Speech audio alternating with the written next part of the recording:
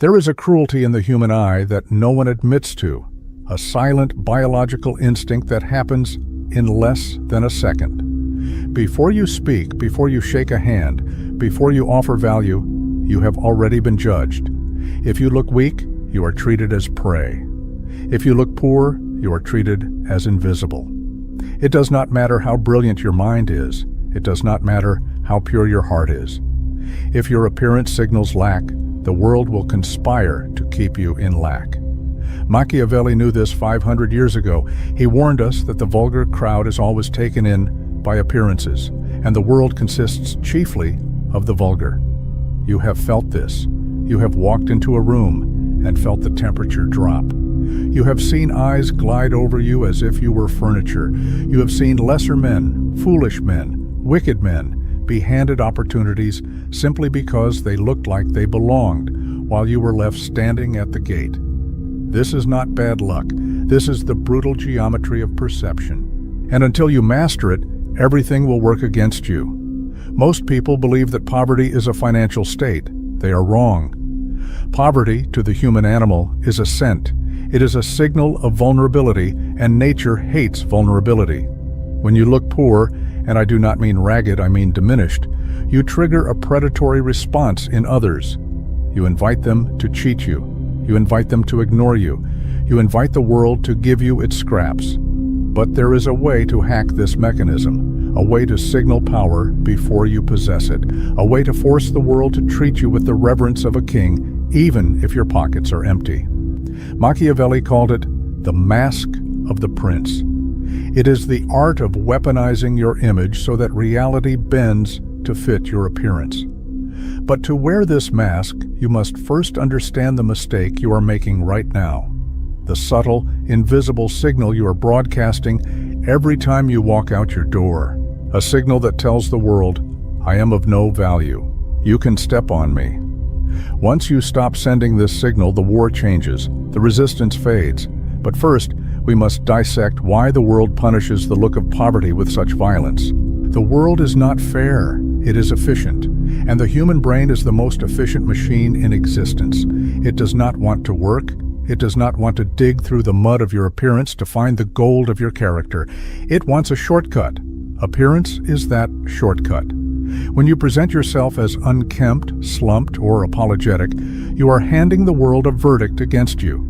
You are saving them the trouble of judging you. You are saying, I have already given up, so you should give up on me too. Understand this. People do not despise the poor because they lack money. They despise the poor because poverty reminds them of failure. It reminds them of impotence. It is a contagion. When a man looks poor, he looks contagious, not with disease, but with bad fortune. And humans, superstitious creatures that they are, flee from bad fortune. Machiavelli observed that men judge generally more by the eye than by the hand. For everyone can see you, but very few have to feel who you are. Everyone sees what you appear to be. Few feel what you are. Think of the last time you saw a man in a stained shirt, shoulders hunched, eyes downcast. Did you wonder about his philosophy? Did you wonder if he was a genius poet? No. You labeled him a loser, broken, a void. You did it instantly. You did it without malice. You did it to save energy. Now imagine that man is you, because often it is. We tell ourselves lies to sleep at night. We say, I am authentic. I don't care what people think. I dress for comfort. This is the language of the victim. Comfort is the enemy of power. Authenticity without authority is just noise. When you look poor, everything works against you because you have stripped yourself of armor. You have walked onto a battlefield naked, and in war, the naked are not pitied. They are slaughtered. Consider the horn effect. It is the dark twin of the halo effect. If one trait is negative, your shoes are cracked, your posture is collapsing. The mind assumes all your traits are negative. They assume you are lazy. They assume you are stupid. They assume you are dishonest. Why? Because discipline is visible. If you cannot govern your own appearance, why would anyone believe you can govern a business? If you cannot maintain the fabric on your back, why would anyone trust you with a contract? The visual is the proof of the internal, or at least that is how the world sees it. To neglect your image is to slander your own soul. You are telling a lie about yourself. You are telling the world you are worthless when you are not. And the world, being cruel and literal, believes you. There is a dark paradox in the movement of resources. Money flows to those who look like they do not need it. Go to a bank, ask for a loan dressed in desperation, smell like need. Let your voice tremble with the reality of your poverty. What happens? The vault closes, the interest rates skyrocket. You are a risk. Now take a man who needs the money just as badly, but he enters in a tailored suit. His grooming is sharp, his watch catches the light. He speaks slowly with the boredom of a man who has options. He does not ask, he proposes. The vault opens. The terms are generous. Why? Because he signaled abundance. Humans follow the law of association. We associate wealth with capability. We associate poverty with incompetence. If you look like you need help, you will rarely get it. If you look like you can provide help, the world throws resources at your feet. This is why the fake it till you make it ethos is not merely vanity. It is a survival strategy. It is Machiavellian pragmatism. To look poor is to signal cost. To look rich is to signal investment. Nobody wants to pay a cost. Everyone wants to make an investment. When you walk into a negotiation looking diminished, you're asking for charity. And charity is a cold, hard crumb given with contempt. But when you walk in looking formidable, you are offering an alliance. You must understand that people are terrified of being associated with failure. If they hire a man who looks sloppy and that man fails, they look like fools. I should have known, they will say. Look at him. But if they hire a man who looks impeccable and he fails, they are forgiven. He looked the part, they will say. He fooled us all. Your appearance is an insurance policy for the decision makers. By looking the part, you lower the risk for others to bet on you. If you refuse to play this game, you are not being real. You are being arrogant. You are assuming the world owes you its time to discover your hidden value. The world owes you nothing. It is your duty to excavate your own value and paint it in gold so that even the blind can see it. Machiavelli advised the prince to be a great simulator and dissimulator, to hide his true nature if it was disadvantageous, and to project the nature that was required. If you are hungry, you must look full. If you are anxious, you must look bored. If you are poor, you must look like you are merely traveling incognito. Because the moment they smell the blood of your need, the sharks begin to circle. Let us go darker. Let us look at the animal brain. Dominance hierarchies are not social constructs. They are biological imperatives. Lobsters, wolves, chimpanzees, and humans, we all scan for status. What happens when a wolf sees a sheep that is limping? Does it feel empathy? Does it think, poor creature, let me help it? No. The limp triggers the kill instinct. Human society is a sanitized version of this dynamic. We do not tear throats with our teeth. We tear them with lawsuits, with ridicule, with exclusion, with lowball offers. When you look poor, you are limping. You are signaling that you have no allies. You are signaling that you have no resources to defend yourself. You are signaling that if someone harms you, no one will come to avenge you. This is why the poor are over-policed, overcharged, and underserved. They are low-risk targets. If a merchant cheats a man in a bespoke suit, he fears retribution. He fears that man has lawyers. He fears that man has powerful friends. He fears that man can destroy his reputation with a whisper. If a merchant cheats a man in rags, he fears nothing. Who will listen to the ragged man? Who cares? By looking poor, you strip away your deterrence. You make yourself safe to exploit. I have seen men of great intellect destroyed because they did not understand this. They thought their work would protect them. They thought their loyalty would protect them. But they dressed like servants, so they were treated like servants. And when the budget cuts came, when a scapegoat was needed, the finger pointed to the man who looked like he couldn't fight back. Appearance is armor. It is a psychological force field that makes predators hesitate. Hesitation is all you need. In that split second of hesitation where they wonder, who is this man? Is he dangerous? Is he important? In that second, you win. You dictate the frame. But if there is no hesitation, if they look at you and instantly see a victim, the attack is inevitable. You might argue that this is unfair. You might argue that we should live in a world where character is king. You can argue with gravity as you fall from a cliff. It will not save you. Machiavelli did not write about the world as it should be. He wrote about the world as it is. And in the world as it is, the man who neglects his armor dies. Who told you that appearance doesn't matter? Who told you that vanity is a sin? Who told you that humble clothes are a sign of virtue? Usually, it is the people who want to keep you in your place, or it is the people who have already given up. It's what's inside that counts is a platitude invented to comfort the invisible. It is a lie. Yes, character matters for retention, but appearance matters for access. Your interior is the product. Your exterior is the marketing. You can have the best product in the world, a cure for cancer, a philosophical masterpiece, a billion-dollar algorithm. If you wrap it in garbage, bury it in the backyard, and put a "keep out" sign on it, nobody will buy it. Marketing is not lying. Marketing is respect for the product. If you truly value your mind, if you truly value your soul, why would you house it in a temple that looks like a ruin? To dress poorly, to groom poorly, to carry yourself with the slouch of the defeated is an act of self-disrespect. And the world is a mirror. It reflects the respect you show yourself. If you treat yourself like a discount item, the world will bargain with you. If you treat yourself like a rare artifact, the world will refrain from touching you with dirty hands. There is a spiritual dimension to this. When you sharpen your appearance, you sharpen your mind. The discipline of the exterior bleeds into the interior. Put on a suit, or even just a clean, ironed shirt.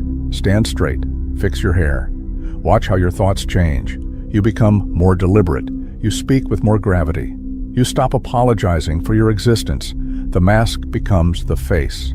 This is the alchemy of the outlier. We do not wait to feel confident to look good. We look good to become confident. The poor man waits for the feeling. The powerful man constructs the feeling through action. You must stop viewing your appearance as a chore. It is a weapon. It is a tool of influence. Every morning you are dressing for a role. You are casting yourself in the movie of your life. Are you the extra, the victim, the comic relief? Or are you the protagonist, the architect, the threat? The wardrobe department is in your hands. But so many of you are choosing the costume of the victim and then wondering why the script is so tragic. It goes deeper than clothes. It is in the eyes. The poverty gaze is a look of constant apology. It is the habit of breaking eye contact first. It is the habit of shrinking when you walk through a door. It is the habit of laughing nervously when someone insults you. These are the behaviors of a serf. You can put a beggar in silk, but if he keeps the poverty gaze, he will still look poor. You can put a king in rags, but if he keeps the royal gaze, the steady, unblinking assessment of his surroundings, he will look like a king in disguise. Machiavelli notes that the lion does not need to roar to be feared. He simply needs to be present. When you look poor, you are often hyperactive. You explain too much, you smile too much, you try to please. This is the behavior of scarcity. You are signaling that you need their approval to survive. Abundance is calm. Power is still. When you are comfortable with silence, you signal wealth. When you are comfortable taking up space, you signal wealth. Everything works against the man who looks poor because his body language screams, "I am wrong, I shouldn't be here, please forgive me." And the world replies, "You are right, get out." To break this, you must train the body before you can convince the mind. You must move with the speed of a man who is not paid by the hour. You must hold the gaze of others until they feel the weight of your judgment, not the other way around. You must kill the serf inside you. Because as long as that serf breathes, no amount of money will save you. You see lottery winners who go broke in 3 years because they never killed the surf. They bought expensive things, but they wore them with the apology of a thief. They looked poor in a Ferrari, and the world stripped them of it. And this leads us to the loudest signal of poverty: noise. The poor man is noisy. He is noisy with his words, noisy with his movements, noisy with his complaints. He feels the need to fill every silence because silence makes him anxious. In silence, he fears he is being judged, so he babbles. He reveals his plans. He reveals his insecurities. He tells you about his debt, his ex-wife, his back pain. He gives you all the ammunition you need to destroy him, and he calls it being open. Power is silent. Look at the predator. The tiger does not announce its presence until it strikes. The CEO at the head of the table speaks the least. The Godfather whispers. When you overtalk, you signal that your words have no value. You are inflating the supply, crashing the demand. To never look poor, you must master the art of the closed mouth. When you are silent, you become a blank canvas. People project their own fantasies onto you. They wonder, what is he thinking? Does he know something I don't? In that vacuum of information, they invent power for you. They assume you are judging them. And in their insecurity, they seek to impress you. This is the Machiavellian flip. By saying nothing, you force them to perform for you. But the moment you start complaining about the price of gas or how tired you are, the spell breaks. You become mortal.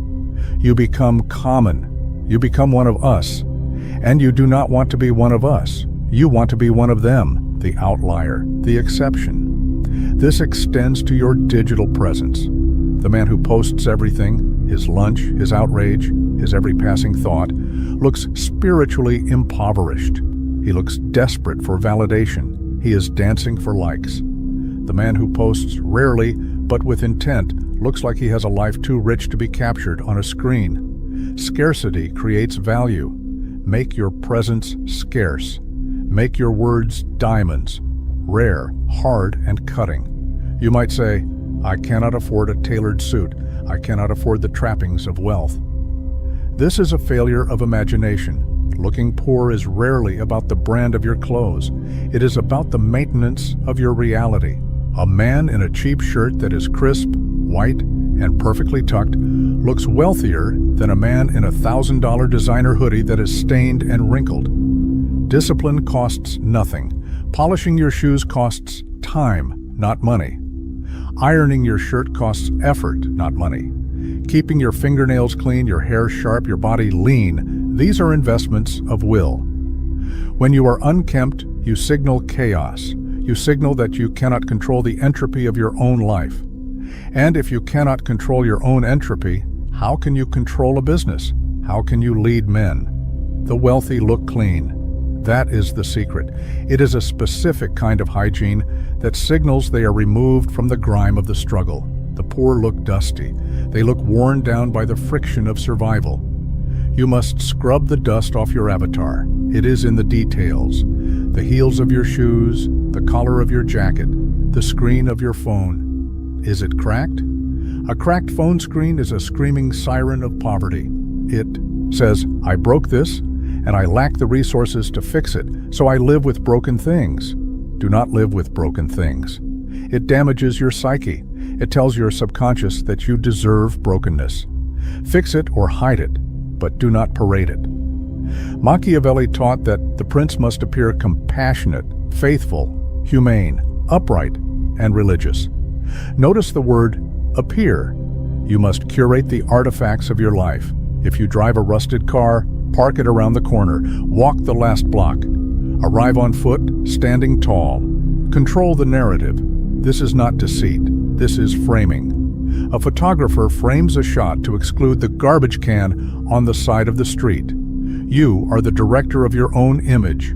Crop out the garbage. If you invite a potential ally to dinner, do not take them to a place you cannot afford and then sweat over the bill. That is the smell of poverty. Take them to a coffee shop. Buy 2 black coffees, but drink them with the leisure of kings. Focus on the conversation. Pay the $2 with a smile. It is better to be the master of a small domain than the servant of a large one. There is a final element to the look of poverty that is the hardest to accept: the company you keep. If you are surrounded by men who look defeated, who speak in the language of victimhood, who dress in the uniform of failure, you are painted with the same brush. You are the average of the 5 people you are seen with. If you walk into a room with a pack of hyenas, no one will mistake you for a lion. This is cruel. I know. You have friends you love. You have loyalty to your past. But if you want to rise, you must understand optics. When you are seen with the successful, the halo effect transfers to you. You borrow their credibility. This is why social climbers fight to be in the photo. They know that the image is the asset. You do not have to abandon your old friends, but you must compartmentalize. When you are on the battlefield of success, you must walk with other warriors. If you bring a jester to the war council, you will not be taken seriously. Machiavelli warned that a prince is judged by the quality of the ministers he keeps around him. If they are capable and faithful, he is considered wise. If they are fools, he is considered a fool. Audit your circle. Who makes you look like a leader? Who makes you look like a participant in a tragedy? Distance yourself from the visual drag, because the world assumes that birds of a feather flock together. If your flock looks poor, you look poor. This requires a hardness of heart. But remember the objective. The objective is not to be nice. The objective is to be effective. To never look poor is to curate your entire ecosystem, your clothes, your words, your body, your companions. It is a total war on perception. Now the paradox. When you do this, when you meticulously remove every signal of poverty from your life, something strange happens. You stop being poor. It is not magic. It is mechanics. When you dress with power, you are treated with respect. When you are treated with respect, you are given opportunities. When you are given opportunities, you gain resources. The mask summons the face. You begin to believe your own propaganda. You look in the mirror and you do not see a victim. You see a contender. And because you see a contender, you act like one. You take risks. You negotiate harder.